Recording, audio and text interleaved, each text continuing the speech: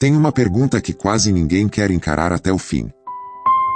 O que acontece quando Deus deixa o ser humano provar, sem maquiagem, a escuridão que ele insiste em chamar de liberdade? Muita gente abre Apocalipse 9 e foge para dois extremos. Ou transforma tudo em espetáculo sensacionalista, tentando adivinhar máquinas, guerras e códigos secretos. Ou ri, como se a visão de João fosse delírio antigo sem nenhuma ligação com a alma moderna. Mas o texto não permite nem uma fuga nem a outra. Em Apocalipse 9, versículo 1, João diz que vê uma estrela que havia caído do céu à terra, e a essa estrela lhe é dada a chave do poço do abismo. Em Apocalipse 9, versículo 2, o poço se abre e sobe fumaça como a fumaça de uma grande fornalha. Em Apocalipse 9, versículo 4, aquelas criaturas não podem tocar na vegetação, como gafanhotos comuns fariam, elas só podem atingir pessoas sem o selo de Deus.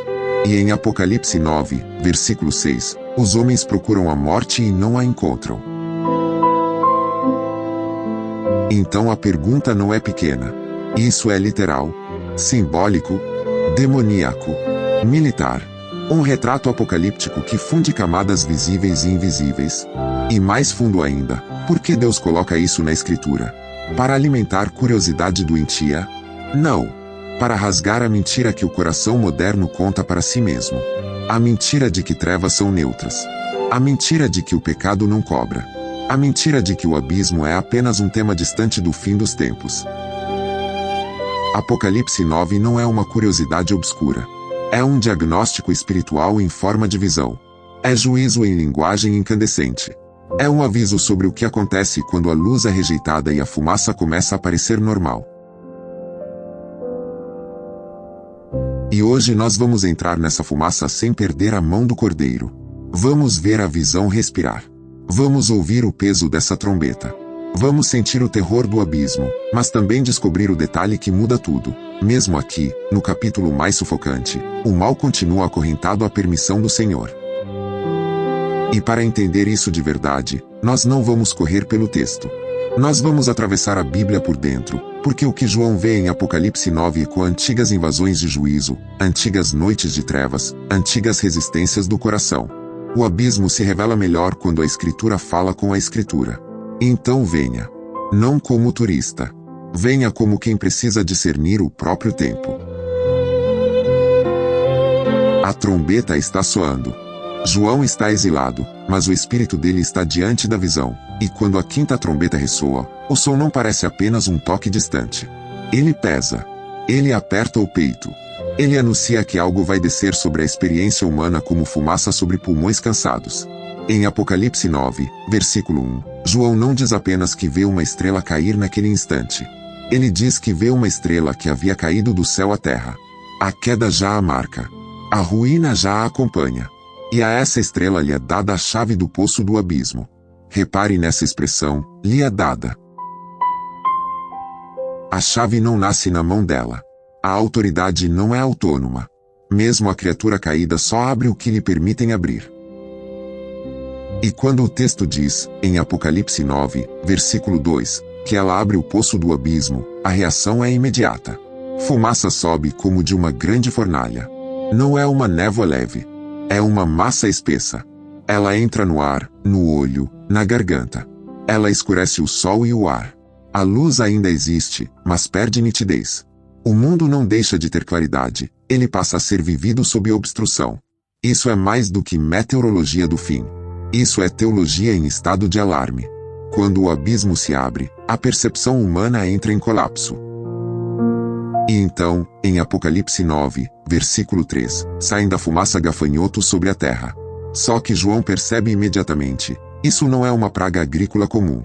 Esses gafanhotos recebem poder como o dos escorpiões da terra. Em Apocalipse 9, versículo 4, é-lhes dito que não causem dano nem à relva, nem a qualquer planta, nem a árvore alguma, mas apenas as pessoas que não têm o selo de Deus na testa. O detalhe é espantoso. Eles são chamados de gafanhotos, mas não agem como gafanhotos. O alvo não é o campo. O alvo é a consciência humana em rebelião. O texto está gritando que esse juízo não é só natural. É moral. É espiritual. E para sentir o peso disso, a memória da Escritura nos puxa para trás, para uma outra nuvem, uma outra invasão, Uma outra escuridão que já tinha vindo como juízo sobre corações endurecidos.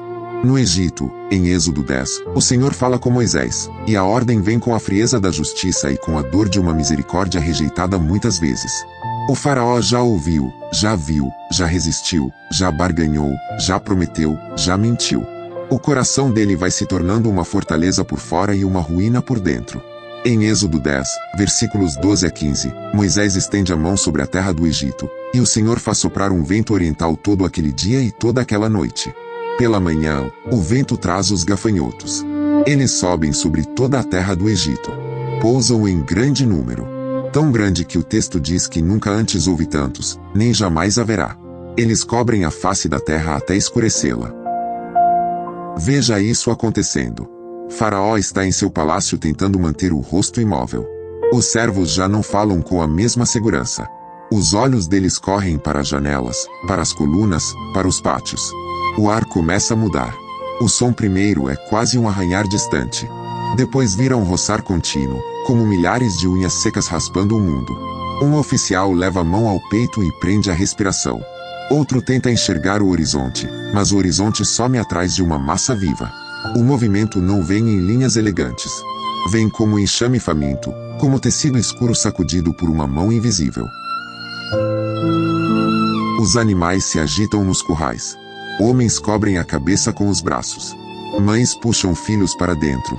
O que está vindo não discute, não negocia, não pede licença. Moisés permanece firme. O rosto dele não é de quem tem prazer em destruição.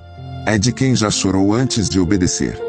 Ele sente o peso da palavra que carrega, porque cada praga é uma resposta à arrogância, mas também uma chance recusada de arrependimento.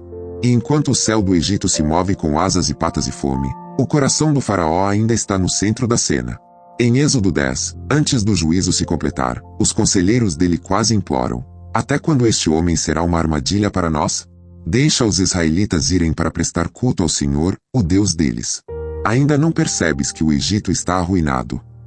O poder do faraó treme por dentro, mas sua boca ainda tenta controlar os termos. Ele chama Moisés e Arão. Tenta negociar. Tenta decidir quem vai e quem fica. Tenta reduzir a obediência a uma concessão política. Quem irá? Ele pergunta, como quem ainda imagina que Deus pode ser adorado pela metade.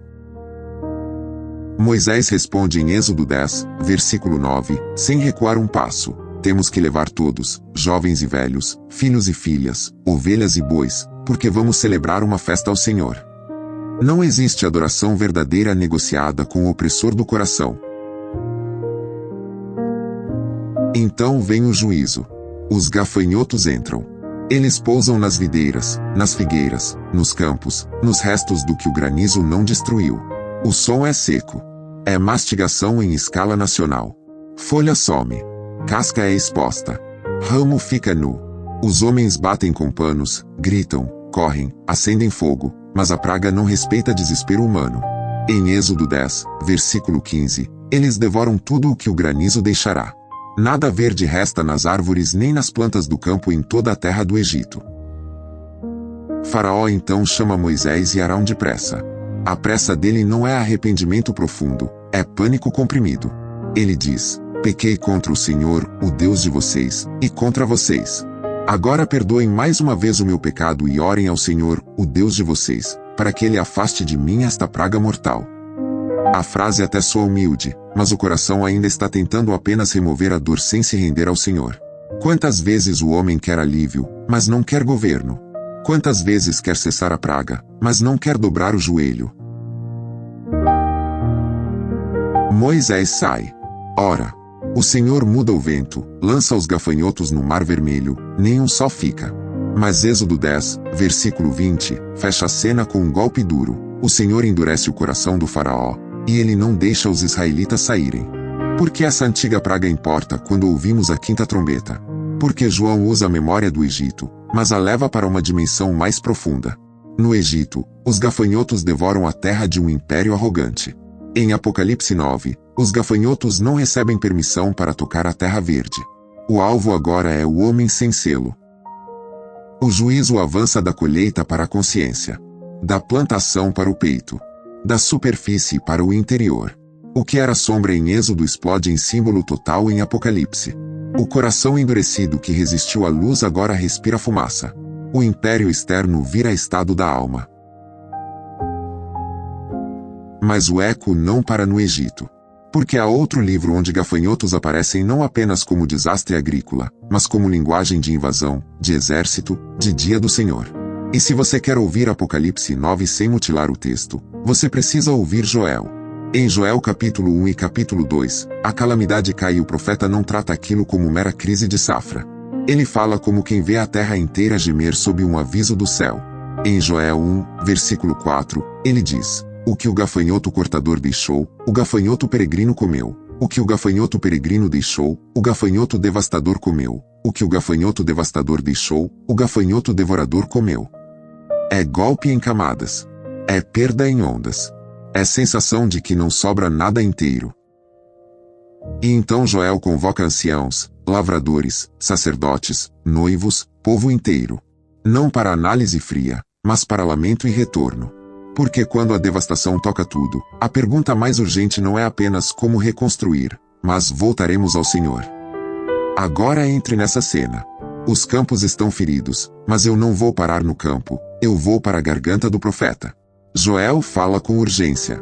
Ele não cochicha. Em Joel 2, versículo 1, ele grita: toquem a trombeta em Sião, deem o alarme no meu santo monte.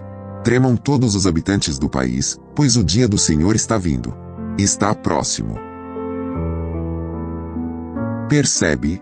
Trombeta. Alarme. Tremor. Não é coincidência pequena. A linguagem apocalíptica de João respira esse mesmo ar. Joel continua: dia de trevas e de escuridão, dia de nuvens e negridão. De novo a luz não some do universo, ela fica encoberta para a experiência humana. E então a descrição acelera. Em Joel 2, versículos 4 e 5, eles têm a aparência de cavalos, como cavalaria, disparam. Com um barulho semelhante ao de carros de guerra, saltam sobre os cumes dos montes, como crepitar de fogo consumindo o restolho, como um exército poderoso em posição de combate. Agora compare com Apocalipse 9, versículos 7 a 9. João diz que os gafanhotos parecem cavalos preparados para a batalha. Em suas cabeças há algo como coroas de ouro. Seus rostos parecem rostos humanos. Seus cabelos parecem cabelos de mulher. Seus dentes parecem dentes de leão. Tem couraças como couraças de ferro. O som das suas asas é como o estrondo de muitos cavalos e carros de guerra correndo para a batalha. A Bíblia está comentando a Bíblia.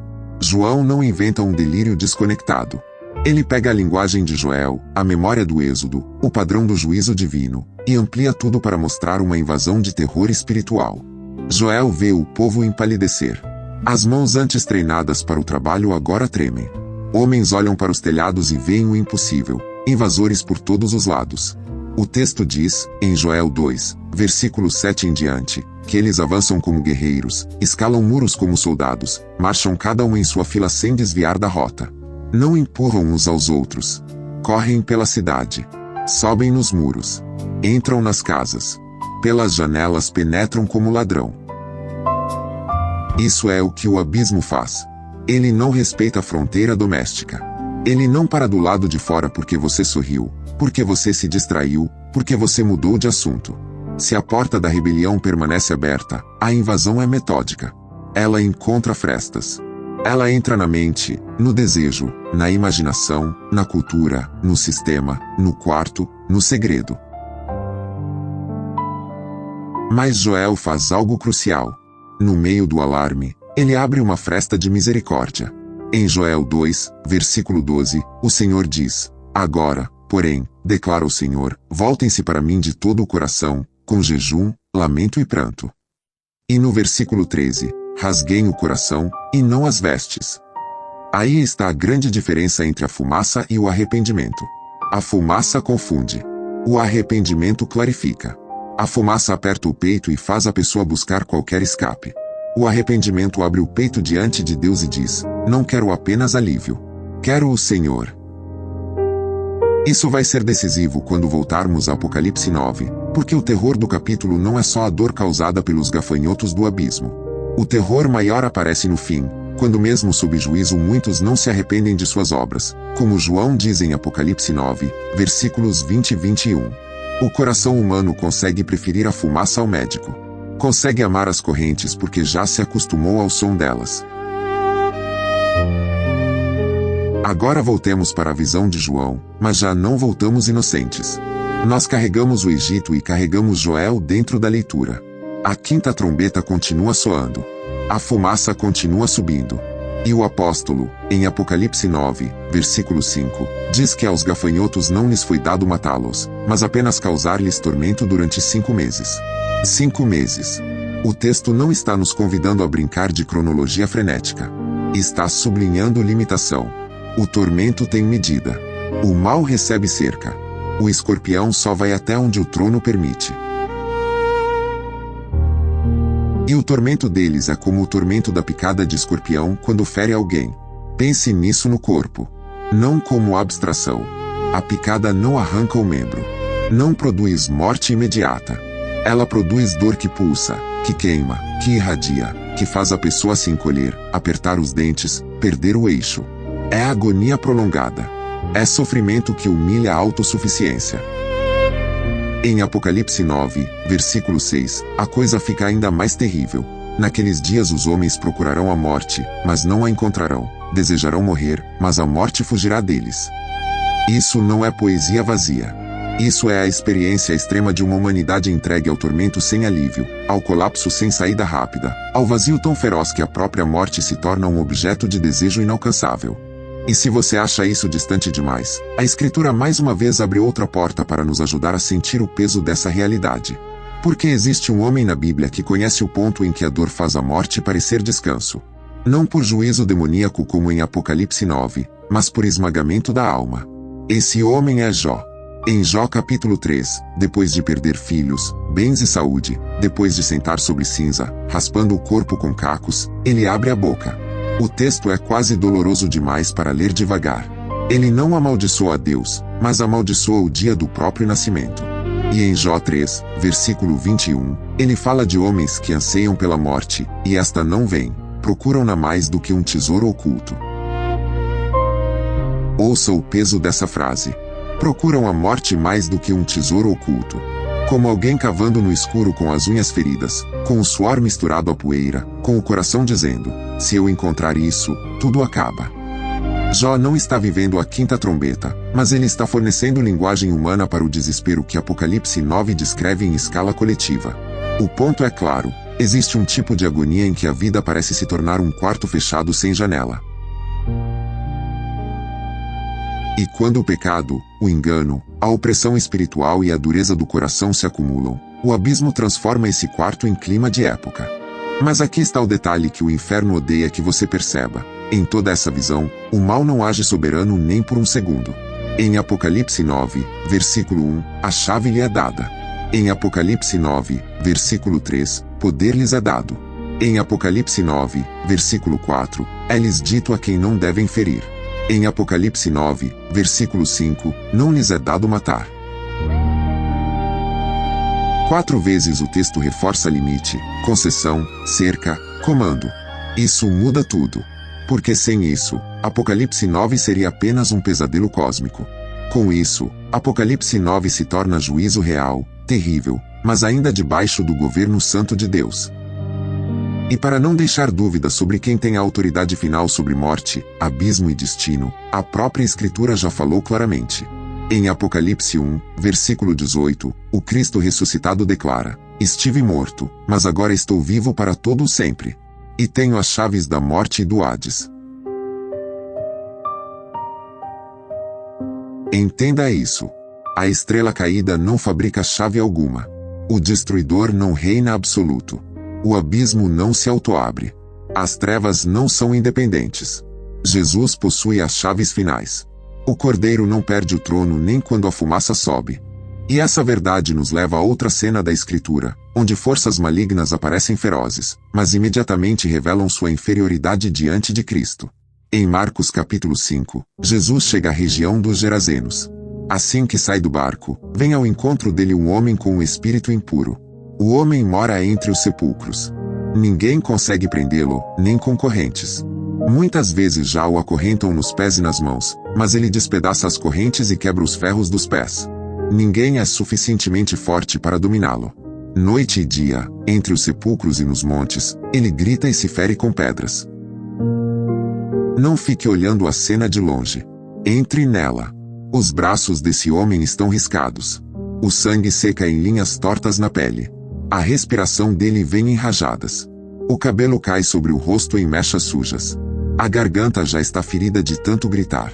Ele corre sem direção e, ao mesmo tempo, parece preso a uma órbita de tormento. O corpo está na terra, mas a alma parece um quarto invadido. O cheiro de morte o acompanha. Os olhos alternam violência e pânico. Pessoas da região o conhecem pelo medo. Crianças escutam o nome dele e se calam. Homens fortes baixam a voz quando falam daquele possesso que nem ferro segura. Então Jesus pisa naquela região. E quando o homem vê Jesus de longe, em Marcos 5, versículo 6, corre e prostra-se diante dele. Perceba a inversão. Ninguém consegue dominá-lo. Correntes falham. Força humana falha. Técnicas falham. Isolamento falha. Mas a presença de Jesus reorganiza a cena imediatamente. O homem corre como um furacão ferido, para diante do Senhor, e o mundo invisível dentro dele reconhece aquilo que a vila inteira talvez ainda não compreenda plenamente. Em Marcos 5, versículos 7 e 8, ele grita em alta voz: "Que queres comigo, Jesus, Filho do Deus Altíssimo? Juro por Deus que não me atormentes." Pois Jesus lhe está dizendo: "Saia deste homem, espírito impuro." Escute a ironia sagrada. A entidade que atormenta o homem agora fala em medo de ser atormentada. Diante do Filho do Deus Altíssimo, o inferno perde o peito. Diante da autoridade de Cristo, o abismo estremece. Jesus pergunta: "Qual é o seu nome?" E a resposta vem: "Meu nome é Legião, porque somos muitos." Em seguida eles imploram repetidas vezes para não serem mandados para fora da região.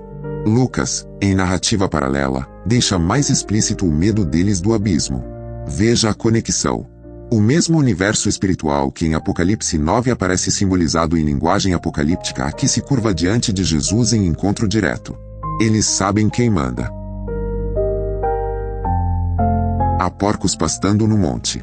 Os espíritos imploram permissão. Manda-nos para os porcos, para que entremos neles. Jesus permite. E os espíritos saem. A manada se precipita morro abaixo, para dentro do lago, e se afoga. O impacto é imediato. O homem antes indomável agora está assentado, vestido e em perfeito juízo. Assentado. Vestido. Em perfeito juízo. 3 golpes de graça contra o caos. O que corria sem rumo agora repousa. O que vivia exposto agora recebe cobertura. O que era fragmentado agora pensa com clareza. Por que essa cena precisa entrar no nosso caminho por Apocalipse 9? Porque ela nos impede de ler o terror do abismo sem ler também a supremacia de Cristo sobre ele. O mesmo Senhor que segura as chaves da morte e do Hades é o Senhor diante de quem uma legião implora licença. O mesmo Senhor que em Apocalipse limita o mal, nos evangelhos humilha o mal publicamente. O mesmo Senhor que permite juízo no tempo certo é o Senhor que liberta, sela e restaura os que lhe pertencem. E isso nos leva ao coração da graça em Apocalipse 9. Os gafanhotos do abismo recebem uma ordem negativa claríssima em Apocalipse 9, versículo 4. Eles não podem ferir os que têm o selo de Deus na testa. Isso não surge do nada. Já em Apocalipse 7, versículos 2 e 3, João vê outro anjo subindo do Oriente, tendo o selo do Deus vivo, e clamando: "Não danifiquem nem a terra, nem o mar, nem as árvores, até que selemos as testas dos servos do nosso Deus." Antes do juízo avançar, Deus marca os seus. Antes da fumaça engrossar, o Senhor conhece os seus. Antes do tormento atingir a terra, o céu já distinguiu quem pertence ao Cordeiro. Isso não significa que o povo de Deus vive numa bolha psicológica sem batalha, sem lágrimas, sem perseguição, sem noites duras. Não significa que crente não sente o peso do mundo caído. Não significa que o selado jamais experimenta aflição. Significa algo mais forte e mais precioso. O povo de Deus não está exposto ao abismo como órfão espiritual. Não está sem dono. Não está sem marca. Não está sem nome. Não está sem fronteira divina. Em Efésios 1, versículo 13, Paulo diz que, quando vocês ouviram e creram na palavra da verdade, o evangelho que os salvou, vocês foram selados em Cristo com o Espírito Santo da promessa. Percebe a continuidade? O selo em Apocalipse não é um adesivo místico para alimentar fantasia supersticiosa. É a realidade de pertencimento, proteção última, identificação com Deus, preservação para a fidelidade. E em Apocalipse 14, versículo 1, João vê o Cordeiro em pé sobre o Monte Sião, e com ele 144.000 que trazem escritos na testa o nome dele e o nome de seu pai. O selo não é só defesa. O selo é identidade. Você não é apenas poupado de algo, você é marcado por alguém. Mas a visão de João ainda aprofunda o terror para que a graça brilhe com precisão. Em Apocalipse 9, versículos 7 a 10, ele descreve os gafanhotos do abismo com imagens que atropelam nossas categorias. Parecem cavalos preparados para a batalha. Tem algo como coroas de ouro, rostos humanos, cabelos de mulher, dentes de leão, couraças de ferro, asas soando como carros de guerra, caudas de escorpiões, com ferrões. O que isso quer comunicar? Não um zoológico infernal para satisfazer curiosidade mórbida. A cena comunica invasão, inteligência, sedução, ferocidade, blindagem, terror psicológico. Rostos humanos sugerem racionalidade. Cabelos de mulher podem sugerir aparência sedutora ou algo de impacto visual desconcertante. Dentes de leão falam de violência devoradora. Couraças de ferro falam de resistência ao contra-ataque humano. Asas como carros de guerra falam de avanço ensurdecedor. Caudas de escorpião falam de dor prolongada. É como se João estivesse dizendo: quando o abismo se manifesta em juízo, ele não chega como bagunça sem forma. Ele chega organizado, intenso, inteligente, invasivo e atormentador. Ele se move como sistema de agressão à mente, ao coração e à ordem da vida humana. E ainda há um rei sobre eles. Em Apocalipse 9, versículo 11, tinham sobre si como rei o anjo do abismo, cujo nome em hebraico é Abaddon e, em grego, Apolion, isto é, destruidor. O nome já é sermão. O objetivo final do inferno não é brincar com o homem, é destruí-lo. O objetivo do engano não é entreter, é consumir. O objetivo da fumaça não é apenas confundir, é afastar a criação da luz de Deus e deformar a alma. Mas perceba de novo, ele é rei sobre eles, não sobre o trono do universo. Ele reina em esfera permitida, em limite imposto, em cadeia de concessão. O destruidor existe, mas não é absoluto. O Cordeiro continua sendo Senhor. Agora a pergunta vem com força para nós. Se a fumaça do abismo escurece a percepção, como isso toca a terra hoje? Não por banalização do texto, como se qualquer incômodo da vida fosse Apocalipse 9. Nem por fuga covarde, como se o capítulo fosse apenas um monstro exótico do futuro sem qualquer reflexo agora. A linguagem apocalíptica mostra a verdade intensa. Então onde vemos sinais da fumaça? Vemos onde a verdade é sistematicamente encoberta e o mal passa a parecer normal. Vemos onde a consciência perde sensibilidade e a pessoa já não distingue liberdade de escravidão. Vemos onde o tormento interior cresce, mas o arrependimento não vem. Vemos onde vícios, idolatrias, violências, ocultismos, mentiras e sistemas de desumanização se tornam canais de opressão real. Vemos onde multidões tentam anestesiar a alma porque não suportam o peso de viver longe da luz. A fumaça do abismo aparece quando a cultura aprende a zombar da santidade e chamar trevas de autonomia. Aparece quando a mente fica saturada de impureza, comparação, medo, ira, mentira, e ainda assim a pessoa diz: estou no controle. Aparece quando a dor não conduz ao quebrantamento, mas a mais rebelião. E é aqui que o final de Apocalipse 9 nos fere de verdade. Porque depois de toda essa descrição de juízo, João diz, em Apocalipse 9, versículos 20 e 21, que o restante da humanidade, os que não foram mortos por essas pragas, ainda assim não se arrependeu das obras das suas mãos. Não deixaram de adorar demônios, nem ídolos de ouro, prata, bronze, pedra e madeira, ídolos que não podem ver, nem ouvir, nem andar. Tampouco se arrependeram dos seus assassinatos, das suas feitiçarias, da sua imoralidade sexual e dos seus roubos. Aí está o horror mais profundo do capítulo. Não são apenas criaturas estranhas. É a dureza do coração. É o homem sangrando e ainda abraçando o ídolo que o corta. É a humanidade respirando fumaça e dizendo que prefere isso à luz de Cristo.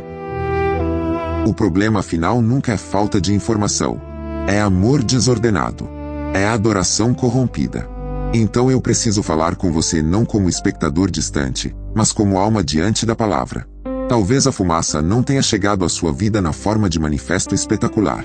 Talvez ela tenha chegado em doses pequenas. Um acordo com a mentira. Uma área secreta. Um hábito que entorpece. Uma ferida não rendida. Uma prática que Deus já confrontou, mas você insiste em manter. Uma fascinação por trevas travestida de curiosidade. Um coração que quer paz sem arrependimento, alívio sem senhorio, religião sem rendição. E talvez o tormento já esteja aí. Não necessariamente como a cena final de Apocalipse 9, mas como a ausência de descanso, culpa sem tratamento, mente cansada, prazer que não satisfaz, repetição que aprisiona, oração seca, afetos partidos, vontade enfraquecida. A pergunta então não é apenas o que significa o abismo. A pergunta é, onde a fumaça está tentando encobrir sua visão hoje? Mas escute a boa notícia que o inferno não consegue apagar. Se você pertence a Cristo, você não enfrenta a fumaça sem selo. Você não encara a noite sem nome.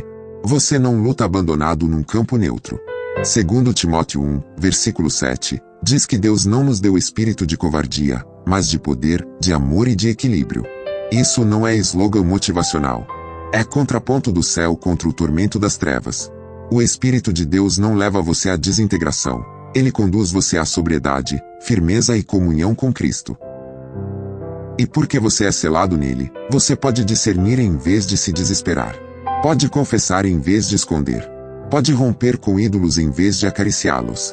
Pode buscar ajuda em vez de cultivar isolamento. Pode tratar o pecado como veneno em vez de tratá-lo como companheiro. Talvez você diga, mas eu já fui longe demais. Minha mente já respirou fumaça demais. Minha casa já foi atingida. Meu coração já está duro. Então lembre-se de Joel, agora, porém, essas duas palavras são uma porta no meio do alarme. Joel 2, versículo 12. Agora, porém, declara o Senhor, voltem-se para mim de todo o coração. Não é voltem-se para um desempenho religioso brilhante. Não é impressionem a Deus com uma encenação. É voltem-se para mim. Lembre-se também do endemoninhado de Marcos 5. A vila já tinha desistido. As correntes já tinham falhado. O homem já parecia definido pelo que o oprimia. Mas Jesus pisa no território e muda a gramática da história. O possesso não termina no entre sepulcros. Termina assentado aos pés de Cristo, vestido, em perfeito juízo. Se uma legião retrocede diante dele, o seu tormento não é maior que o Senhor. Se Cristo tem as chaves da morte e do Hades, então ele tem autoridade sobre aquilo que hoje parece sem saída. E se você me pergunta qual é o veredito espiritual de tudo isso, eu digo em uma frase: quando o homem insiste em amar as trevas, Deus pode entregá-lo ao peso das trevas, mas mesmo no juízo, o Cordeiro continua soberano, limita o mal e preserva os que lhe pertencem. Esse é o veredito. O abismo é real. O destruidor é real. O tormento é real. A dureza do coração é real. Mas a soberania de Cristo é mais real, o selo de Deus é mais forte e a graça ainda chama antes do endurecimento final. Agora vem o espelho. Esta história antiga é a nossa história hoje. Nós vivemos num tempo em que muita gente quer os benefícios da luz sem se submeter ao Deus da luz. Um tempo em que imagens, ideologias, prazeres, impulsos e ídolos disputam a mente a cada minuto. Um tempo em que o tormento emocional e espiritual explode, e ainda assim o arrependimento é tratado como ofensa. Um tempo em que muitos zombam do juízo, mas já vivem sufocados pela fumaça. E a igreja não pode responder com histeria nem com apatia. Não com sensacionalismo, nem com ironia. Responde com discernimento. Com santidade. Com palavra aberta. Com vida no Espírito. Com arrependimento verdadeiro. Com olhos fixos em Jesus. Você não precisa viver hipnotizado pelo medo do abismo.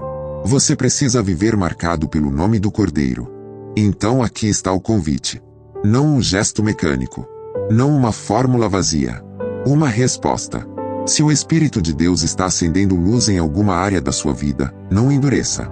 Nomeie o ídolo. Nomeie o pecado. Nomeie o tormento. Nomeie a fumaça. Traga isso à presença de Cristo.